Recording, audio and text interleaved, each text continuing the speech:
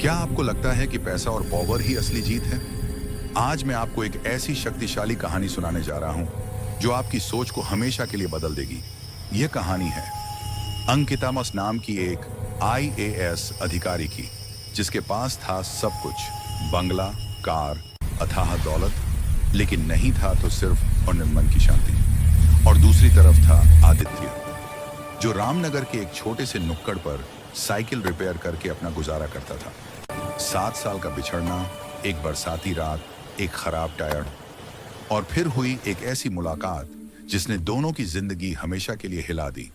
इस कहानी को सुनने के बाद आप भी सोच में पड़ जाएंगे कि मेरी असली खुशी किस में है, पद में या आत्मसम्मान में। रामनगर शहर के कॉलेज की वे दिन थे जब अंकिता शर्मा और मनमादित्य वर्मा एक दूसरे के बिना अधूरे लगते थे। अंकिता हमेशा से महत्वाकांक्षी थी।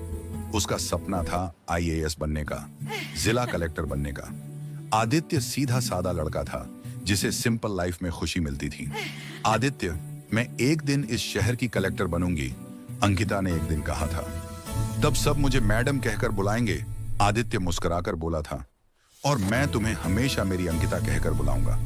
लेकिन समय के साथ अंकिता की प्राथमिकताएं बदल गईं। जब उसका आईएएस का रिजल्ट आया तो उसने आदित्य से कहा, आदित्य, अब मैं एक अलग दुनिया में जा रही हूं। एक आईएएस अधिकारी का एक साइकिल मैकेनिक के साथ रिश्ता, लोग क्या कहेंगे? आदित्य का दिल टूट गया था उस दिन। अंकिता ने उसे अपने करियर के लिए छोड़ दिया था। अंकिता अब रामनगर की जिला कलेक्टर थी। उसके पास था आलीशान बंगला, एसी कार, चपरासी, गार्ड और अकूत दौलत। लेकिन रातों को जब वह अपने खाली घर में अकेली पड़ती थी तो उसे कुछ अधूरा सा लगता था। वहीं दूसरी ओर बनाता आदित्य रामनगर के पुराने बाजार में अपनी छोटी सी साइकिल रिपेयर शॉप चलाता था। उसके पास ज्यादा पैसे नहीं थे, लेकिन जो भी ग्राहक आता वह उससे हंसकर बात करता। बच्चे उसे आदित्य भैया कहते थे। उसके चेहरे पर हमेशा संतुष्टि की मुस्कान रहती थी। अक्टूबर की एक शाम अंकिता अपनी सरकारी गाड़ी से राज्यपाल के एक समारोह से लौट रही थी।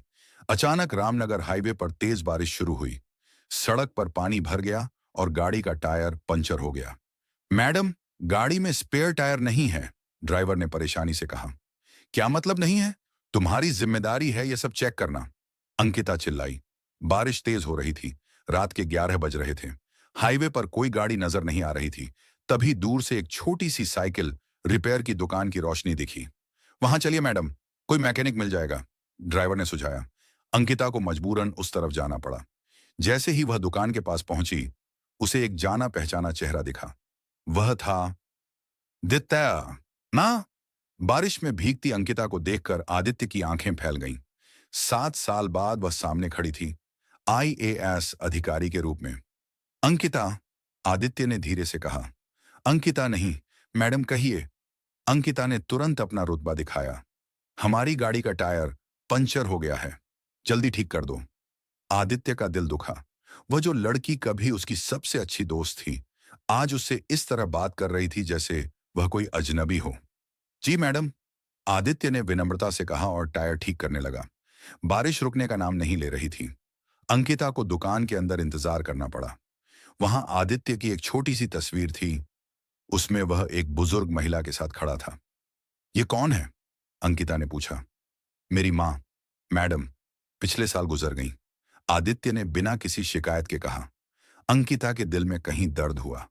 उसे याद आया कि आदित्य की माँ उसे कितना प्यार करती थी। क्या क्या तुम्हारी शादी हो गई? अंकिता ने हिचकिचाते हुए पूछा। नहीं मैडम, माँ की देखभाल में ही पूरी जिंदगी निकल गई, आदित्य ने मुस्कुराकर जवाब दिया। लेकिन खुश हूं। जिंदगी सिंपल है लेकिन शांति है। टायर ठीक होते होते रात के 2 बज गए। बारिश भी रुक गई थी। अंकिता टायर का पेमेंट करने लगी तो आदित्य ने मना कर दिया। कोई पैसे नहीं मैडम, पुराना, मतलब आप हमारे शहर की कलेक्टर हैं, हमारा सम्मान है। अच्छा है, अंकिता ने ठंडे स्वर में कहा। तुम जानते हो कि मैं कौन हूं? मैंने अपने सपने पूरे किए, आईएएस बनी, कलेक्टर बनी, और तुम अभी भी यहीं हो, साइकिल ठीक करते हुए। आदित्य कुछ देर चुप रहा, फिर बोला, हाँ मैडम, मैं यहीं हूं, लेकिन खुश हूं। रात को सिर रखकर सो जाता हूं। मुझे लगता है कि मैंने कुछ गलत नहीं किया। गलत? तुम्हारा मतलब है कि मैंने कुछ गलत किया है? अंकिता तेजी से बोली, नहीं मैडम, मैं यह नहीं कह रहा। आप सफल हैं, इज्जतदार हैं, लेकिन क्या आप खुश हैं? आदित्य ने सीधा सवाल पूछा। यह सवाल अंकिता के दिल पर तीर की तरह लगा। वह कुछ जवाब नहीं दे पाई। गाड़ी में बैठते समय अंकिता ने देखा कि आदित्य की दुकान में एक छोटा सा रेडियो बज रहा था। पुराने गाने की आवाज आ रही थी, वही गाना जो वे दोनों कॉलेज में साथ सुनते थे। चलिए मैडम, ड्राइवर ने कहा, लेकिन अंकिता का मन कहीं और था। गाड़ी के शीशे से वह देख रही थी कि आदित्य अपनी दुकान बंद कर रहा था। उसके चेहरे पर कोई दुख नहीं था, कोई शिकायत नहीं थी। घर पहुंचकर अंकिता अपने एयर कंडीशन वाले कमरे में लेट गई, लेकिन नींद कहाँ आनी थी। उसे बार बार आदित्य का वह सवाल याद आ रहा था, क्या आप खुश हैं? पहली बार 7 सालों में अंकिता ने सच्चाई से सोचा। उसके पास सब कुछ था, पद, प्रतिष्ठा, पैसा, घर, गाड़ी, लेकिन खुशी, मन की शांति। रात भर वह करवटें बदलती रही। उसे एहसास हो रहा था कि जिंदगी में कुछ तो गलत है। अगली सुबह अंकिता ऑफिस पहुंची तो उसका मूड खराब था। उसकी पीए ने कहा, मैडम, आज शहर के व्यापारियों से मीटिंग है। वे आपसे नई लाइसेंस पॉलिसी के बारे में बात करना चाहते हैं। मीटिंग के दौरान एक व्यापारी ने कहा, मैडम, छोटे दुकानदारों पर बहुत टैक्स लग रहा है। साइकिल रिपेयर वाले, कपड़े सिलने वाले, इन सब का धंधा बंद हो जाएगा। अचानक अंकिता को आदित्य की याद आ गई।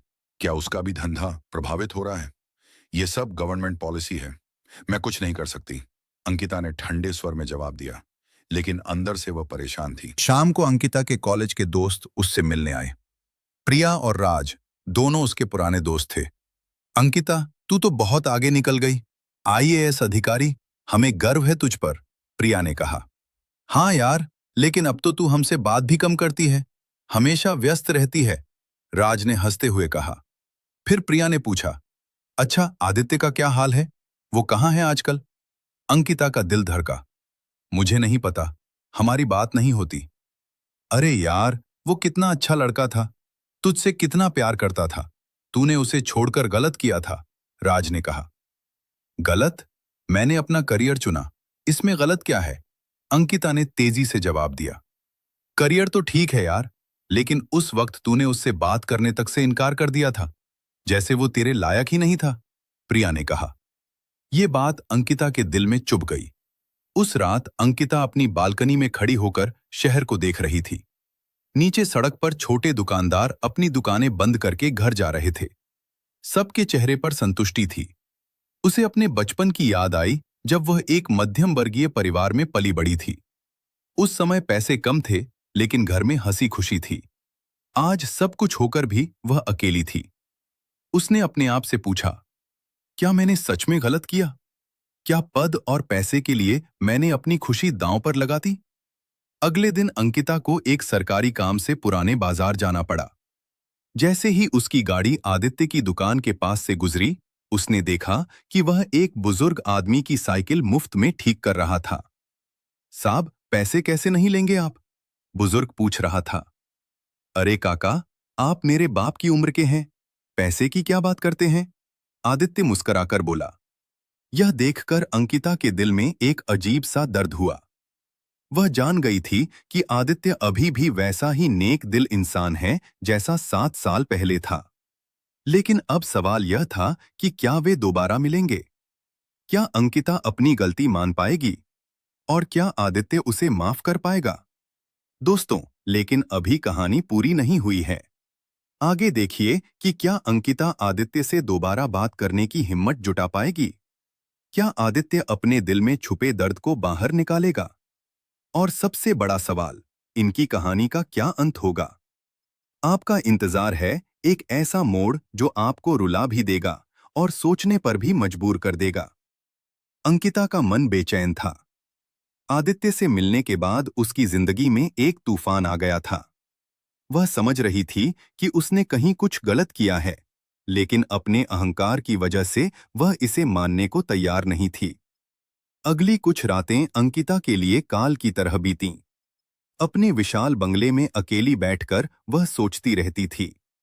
उसके पास सब कुछ था, 24 घंटे सिक्योरिटी, 5 कमरों का घर, एसी, फ्रिज, एलईडी टीवी, लेकिन कोई साथ बैठकर बात करने वाला नहीं था। यहां तक कि उसके घर के नौकर भी उससे डरकर बात करते थे। जी मैडम, नहीं मैडम, जो हुक्म मैडम। वहीं दूसरी तरफ आदित्य अपनी छोटी सी दुकान में अकेला रहकर भी खुश था। बाजार के लोग उससे हंसी मजाक करते थे। बच्चे उसे आदित्य अंकल कहकर बुलाते थे। चाय वाला उसके साथ बैठकर चाय पीता था। एक दिन अंकिता के ऑफिस में एक शिकायत आई। किसी ने रिपोर्ट की थी कि आदित्य वर्मा नाम का एक मैकेनिक बिना लाइसेंस के दुकान चला रहा है और उसे सील करवाना चाहिए। अंकिता का दिल धड़का। यह रिपोर्ट किसने की होगी? उसने फाइल खोली तो पता चला कि यह राम प्रसाद गुप्ता नाम के एक बड़े व्यापारी ने की थी। राम प्रसाद शहर का बड़ा गैराज का मालिक था और चाहता था कि छोटे मैकेनिक्स का धंधा बंद हो जाए ताकि सारे ग्राहक उसके पास आएं। अंकिता के सामने अब दुविधा थी। नियम के अनुसार उसे आदित्य की दुकान सील करनी चाहिए थी, लेकिन दिल से वह यह नहीं चाहती थी। मैडम, यह फाइल अर्जेंट है, आपको इस पर एक्शन लेना होगा, उसके पीए ने कहा। अंकिता ने फाइल बंद कर दी। कल देखती हूं। उस रात 10 बजे अंकिता अपनी निजी कार से, सरकारी गाड़ी नहीं, आदित्य की दुकान के पास गई। दुकान बंद थी लेकिन अंदर रोशनी थी। आदित्य अपने हिसाब किताब कर रहा था। अंकिता ने हिम्मत करके दरवाजा खटखटाया के। कौन है? आदित्य ने पूछा। मैं, अंकिता। आदित्य ने दरवाजा खोला। वह हैरान था। आप यहां? इस वक्त? क्या मैं अंदर आ सकती हूं? अंकिता ने धीरे से पूछा। आदित्य ने झिझकते हुए उसे अंदर बुलाया। दुकान छोटी थी लेकिन साफ सुथरी थी। एक कोने में चाय बनाने का छोटा सा सामान था। चाय पिएंगी? आदित्य ने पूछा। पहली बार 7 साल बाद अंकिता ने हाँ कहा। चाय पीते समय अंकिता ने अपना रियल नाम बताया। आदित्य, मैं अंकिता हूं। मैडम नहीं, सिर्फ अंकिता। आदित्य आदित्य मुस्कुरा। मुस्कुराया। हाँ, मुझे पता था, तुम वही हो। आदित्य, मैं तुमसे माफी मांगने आई हूं। अंकिता की आंखों में आंसू आ गए। 7 साल पहले मैंने तुम्हारे साथ गलत किया था। आदित्य चुप रहा।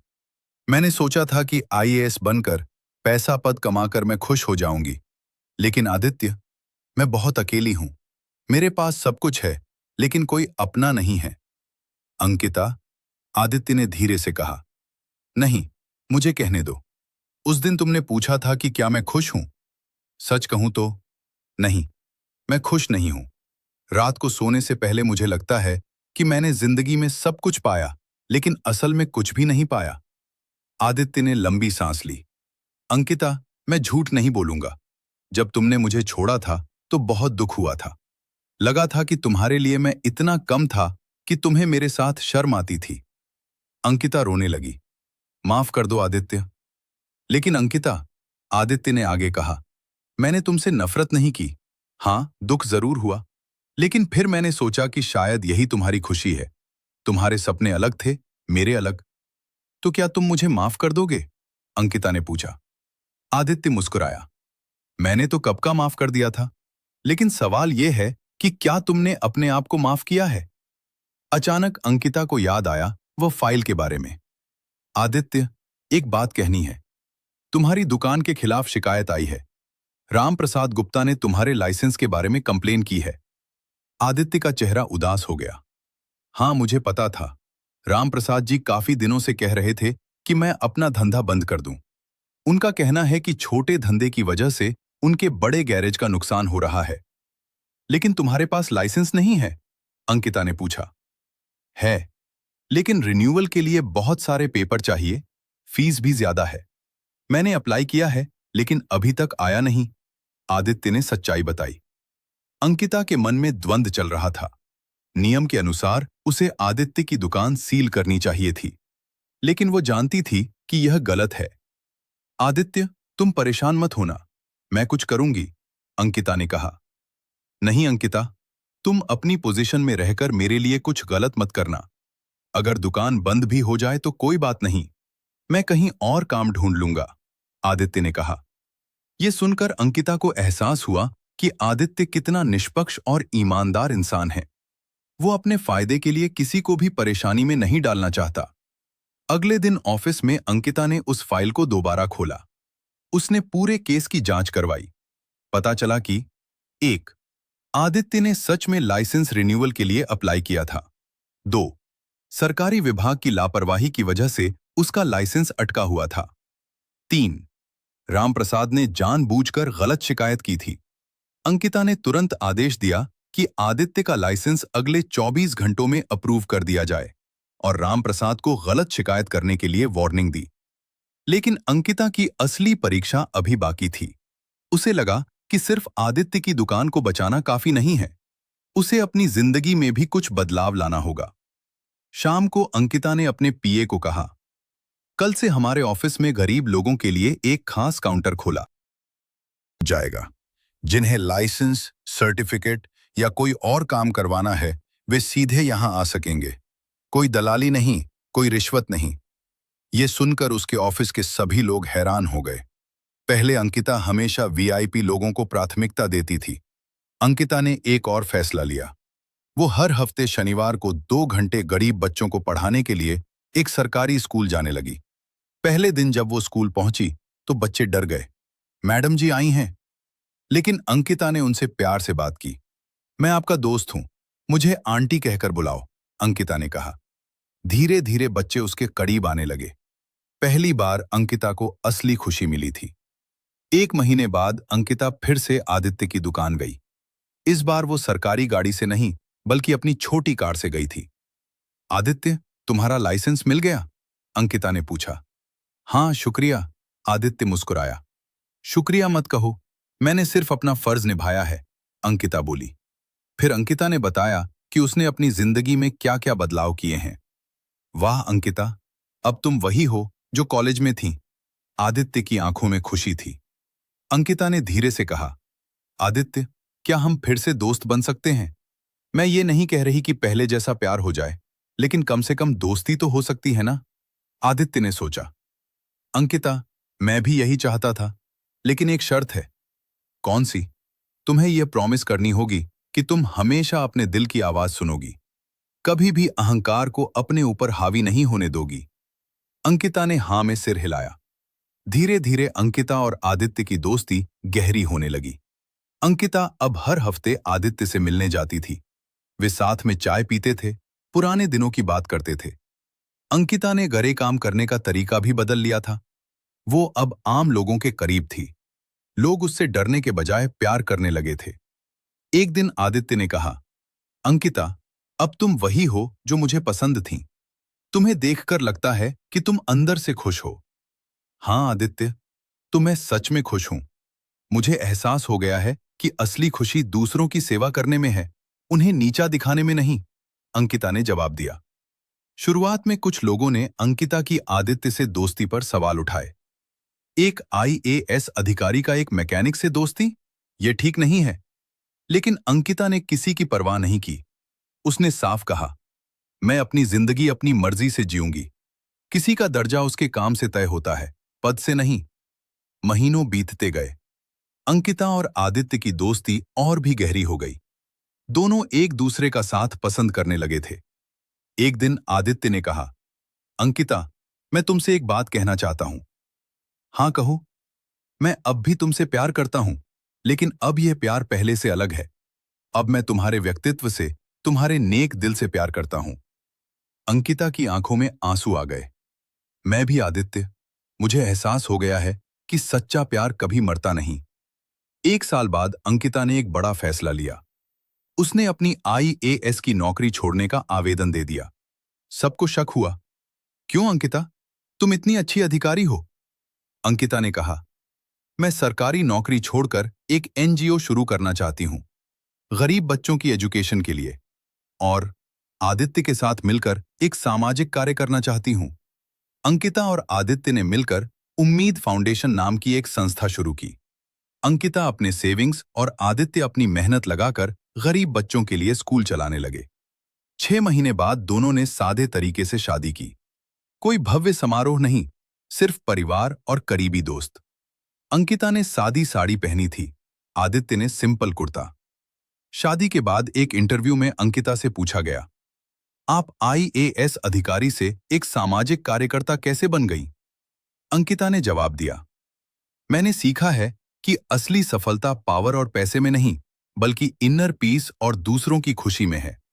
मैं पहले सोचती थी कि लोग मेरा सम्मान इसलिए करते हैं कि मैं आईएएस हूं, लेकिन अब लोग मेरा सम्मान इसलिए करते हैं कि मैं उनकी सेवा करती हूं। दोस्तों, यही है अंकिता और आदित्य की पूरी कहानी। क्या आपको यह कहानी पसंद आई? ये कहानी हमें सिखाती है कि सच्ची खुशी पद और पैसे में नहीं, मन की शांति में है। अहंकार इंसान की सबसे बड़ी दुश्मन है। रिश्ते पैसे से ज्यादा कीमती होते हैं। देर से सही, लेकिन गलती और मानना सुधारना ही सच्ची बहादुरी है। अब आप ही बताइए, कमेंट में जरूर लिखिए, क्या अंकिता ने सही फैसला लिया आईएएस छोड़कर? आप होते तो क्या करते? करियर चुनते या प्यार? क्या आदित्य को अंकिता को इतनी आसानी से माफ कर देना चाहिए था? और अगर आपको ऐसी दिल को छूने वाली कहानियां पसंद आती हैं तो सब्सक्राइब का बटन दबाना न भूलें। बेल आइकन भी दबाएं ताकि आपको हमारी नई कहानियों की नोटिफिकेशन मिल सके। लाइक करें अगर कहानी अच्छी लगी। शेयर करें अपने दोस्तों के साथ, क्योंकि हम रोज लाते हैं आपके लिए ऐसी ही जिंदगी बदल देने वाली कहानियां। नेक्स्ट वीडियो में मिलेंगे एक और धमाकेदार कहानी के साथ। तब तक के लिए जय हिंद।